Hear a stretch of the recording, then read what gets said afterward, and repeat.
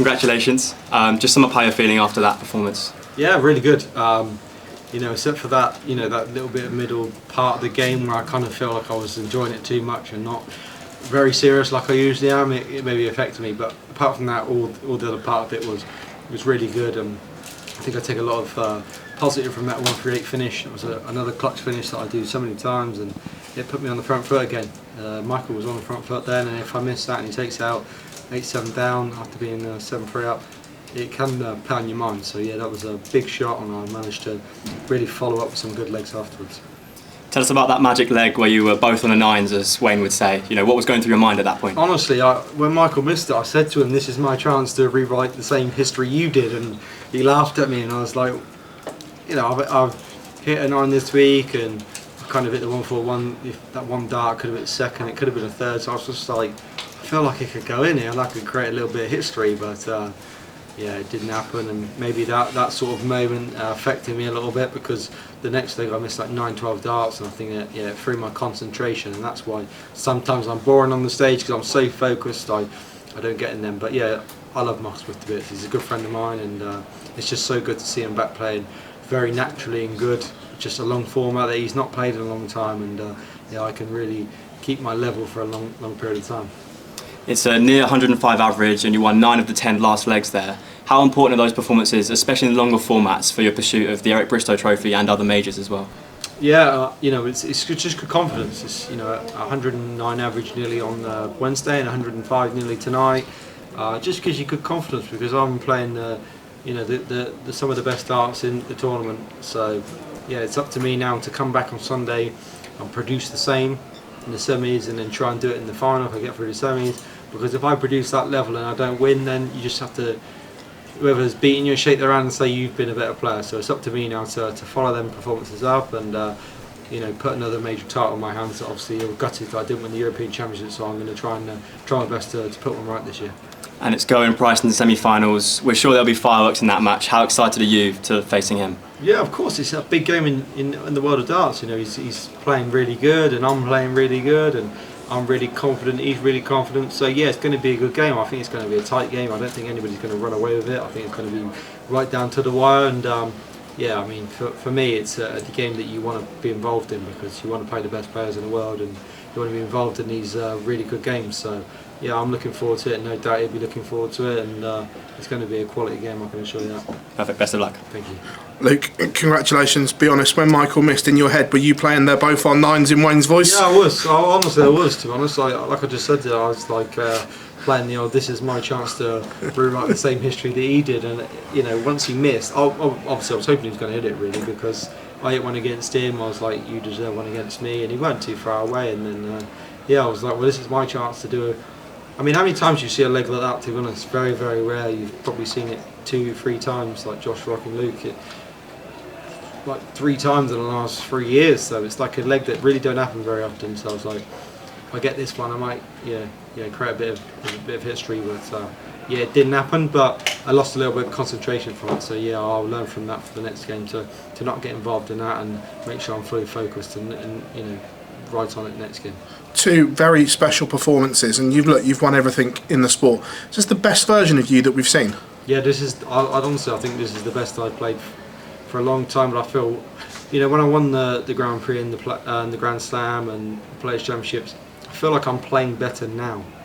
In the last couple of weeks, couple of months, I'm a better player now than I've ever been, and I feel much more crucial. The doubles sit for that, like I said, that leg. They're much better, big combination finishes, high scoring. Yeah, I mean, if I can just keep it all together and keep performing like this, then it's down to a really good performance to knock me out. And for me, this is the important thing for me going into the World Championships, because I feel full of confidence. And maybe 3 or 4 weeks ago, I didn't feel like I could be a world champion this year, but now I do. I believe I can do it again. And we saw on your Instagram you had a trapped nerve in the end. What was that pressure like when that was relieved? Yeah, honestly, it was painful. I had a physio come round, and he's there in it, and he's like, if you let me know if there's any pain. He's there, and like, is that like, nah, it's alright. It's really painful getting it done, but I suppose it's going to help and benefit me. And today I was in Wolves football team's training ground with their physio.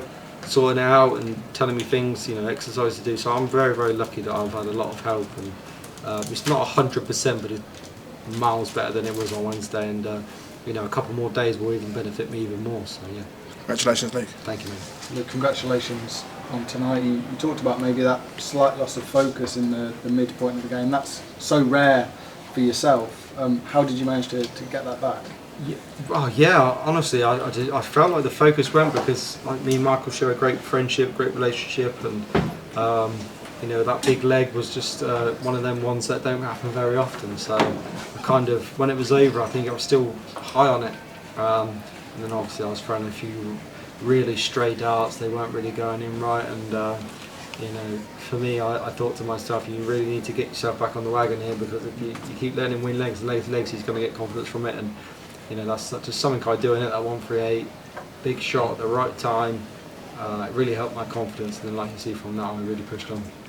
You said after the second round that you weren't planning to practice between the second round game and your quarter final. Was that how it ended up being? Yeah, it did. Yeah, I didn't throw a dart, and even though I was confident coming into the day, it's like I don't really know what's changed. Last darts I threw was the last dart I threw against Yoan on Wednesday. First darts I threw was in the practice room today. It's like you don't know, is it going to go good? Is it going to be really bad? Even though you're confident, but yeah, they were much more natural. I wasn't like really struggling. Half an hour to get myself in the rhythm. It kind of was natural. So yeah, of course, Humphries here tomorrow. And then coming to Sunday, and I feel like I should be really near 100%, which is when I'm at my most dangerous.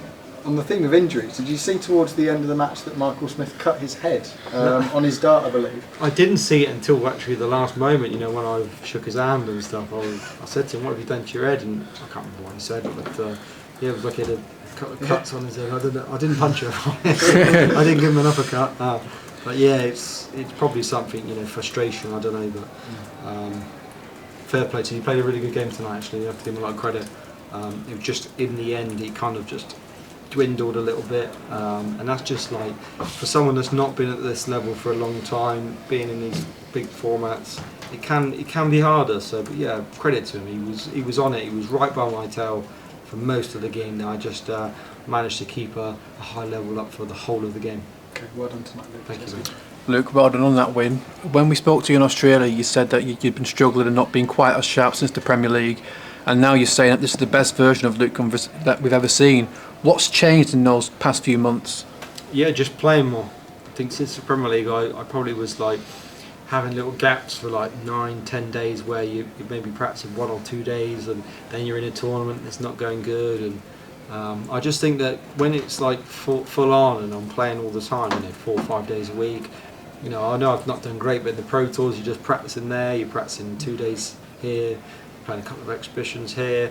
I just think when I'm playing a lot, I feel really smooth, really good, and changing my throw a little bit to a slower version, I just feel much better, and I feel like this is something I'm going to adapt to my game full time. I think that it suits me more, and I throw more meaningful.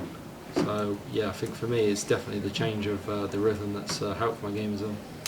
Even though you've won so much, it's not been that long that you've been at this elite level, say 2 years or so.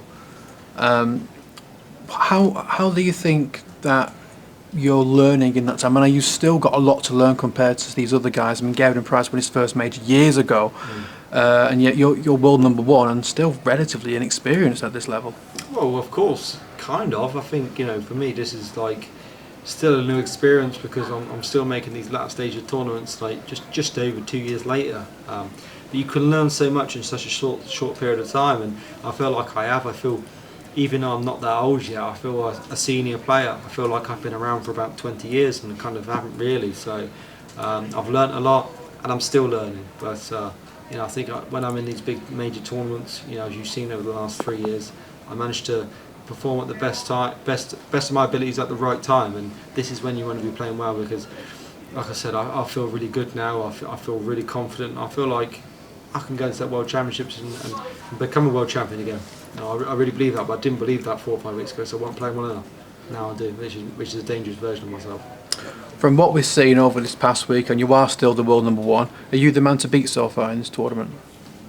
Yeah, I mean, of course, I still am a man to beat. I think a lot of attention goes on so many other players, but me and Luke are the two that perform the best all the time. So of course, we are the two players to beat. You know, of course, I'm really gutted that I did win the European Championships because you know, as much as I want the better player, I felt like I had an opportunity to do that. And you know, as you've seen over the last few years, me and Luke have pretty much cleaned up most of the tournaments. So, you know, I don't think I'm the man to beat. I think there's obviously two of us that the men to beat. So, yeah, I still feel I'm a part of that, and you know, I still believe I can go up on that stage and perform at a high level for a long period of time, which is something that a lot of players can't do. So, yeah, I'm in this new territory now where I feel a lot more confident about my game, and I'm just trying to relax and enjoy it a lot more than I have done over the last few years, because when I'm relaxed, like I said, I'm probably dangerous.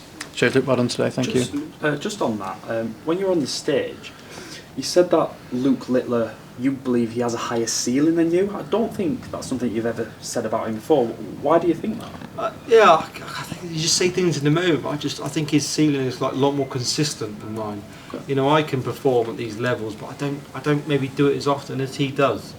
So maybe like you know, that's just a credit to him because he's got such a great throw, and he just like does it time after time. Whereas these forwards, I know you're kind of saying like you shouldn't really be negative and stuff. Yeah. I'm not, but yeah, I think he just does it a lot more. It's like he's big 10 plus average. But now I'm starting to feel a little bit comfortable. I can, you know, perform at that level as well. And yeah, of course, you know, I'd love to meet him in the final. I know that wouldn't go my way being number one, but you know, I love playing him. I get on really well with him, and it's always a good prospect playing him in a good final because I really get up for it, and he does as well. So it's nothing to do with like the age difference between the two of you. It's more just how you perceive his game. No, I just think he's unbelievable player. Like he can hit so many. Like the stats would tell you, just very consistent with the big averages, and sometimes I don't think you're far behind. No, maybe not far behind, but now the confidence is coming into me a little bit, and I feel like I can do it a lot more often. Then yeah, I'll feel confident. But yeah, you know, we're close to each other. But I said he's got the edge, but it's up to me to get better and get more. Get on it and try and keep on his tail. Will you be watching him on your day off tomorrow? No, because last thing I want to be doing after a busy week is watching more darts, to be honest. Really, I wouldn't, but you know, that would be a game I would definitely sit at home and watch if I wasn't in it. You know, it's going to be a cracking game, and Josh is a great player as well. He's going to have to find. I did watch yesterday. He's going to have to find a little bit more than what he did yesterday, but yeah, that's going to be a good game, and if Josh can play like he can, then that could be an absolute cracker like it was in the match play. And we know how much you look forward to playing Luke. You've had numerous finals and you always seem to play your best against him, but is it quite a weird predicament because for the world number one race you're almost be hoping that he loses maybe? No, yeah, I kind of don't really know how I feel because I always want him to win, and I want to kind of play him in the final because I really look forward to it. But yeah, it's kind of like I just let fate take its hand, to be honest. You know, for me, like I said in my previous interview, I'm not really thinking about world number one anymore because the world is going to be the one. You know, if I'm stood here, the Grand Slam champion, but not world number one, I'm sure I'll be more happier because you know, I play this game to be the major champion. I'm not here to just be world number one. So yeah, if I could win, and I put myself in a good state going into the Worlds, and if I can win that, then I'll win it back anyway. So I think for me, myself, I have to win the Worlds to be world number one. If I don't win the Worlds, then I won't be anyway. So this is all just like a little bit of a free run for myself. Last one or two, please, guys. Luke, just saying that you've done floor events and you've been enjoying it, and it's obviously helped you with your consistency here. Do you reckon next year you'll take that in, a lot more players' championships, try and get involved a lot more? Yeah, I don't know, to be honest. I've kind of been thinking about not playing any players' championships next year, to be honest, like going the whole tour on this, because like it's so busy and you have to prioritise what you want to do. So I see how I feel. You know, it's 34 days of darts, and I might just give it a go at the start and see how it goes. And if it don't go my way, then maybe just give it a miss and just focus on everything else. Because obviously it's a busy lifestyle and not too busy. I see, like Michael Smith said yesterday, he's right. You know, you can't moan. You're kind of blessed to be involved in so much darts. So it's not like I'm moaning. It's just might be my decision to be. Do you know what? I might just spend them 34 days at home and miss one big tournament to sacrifice it, and I'll see how it goes. But I do enjoy playing on the Pro Tour still a little bit, but yeah, it's hard because when you're playing on the big stage, I play my best. When I'm on the floor, I just don't. So yeah, it's harder for me. Thank you. Thank you. Luke, you seem to be peaking just at the right time. We're going into the busy period of darts with the three majors. Do you think the changes that you've made to your throw, as you said in the interview on stage earlier, do Do you think that's something subconscious, or was it just something that you felt you needed to do? Yeah, it was a little bit subconscious. I feel like sometimes when I'm throwing, I throw too fast, and I don't really have that right rhythm. It's kind of, I'm just rushing them up my hands, and when I've slowed down the throw a little bit, I feel like they're a little bit more meaningful. So, see that first dart goes, and with this slower approach, I feel more confident that I'm going to fill it up and hit 180s and 140s more often. So it's just something I'm going to adapt my throw to for the rest of the future for my life now. I feel like this really suits me. And was that something that you worked on by yourself, or have you been working with other people on that? No, that's just a conscious of myself. Sometimes you learn things on your throw a lot. I change my throw pretty much all the time. There's so many players, I think if you ask them, they do like they adapt little things. You kind of hold it in your finger here, then it's here, then it's here. You just change different things. I feel like just me slowing it down a little bit is working at the moment. If it doesn't work in a couple of months, then I'll go back to throwing fast. But it's just an adaptation of my game that I'm going to, hopefully make me a better player. To change your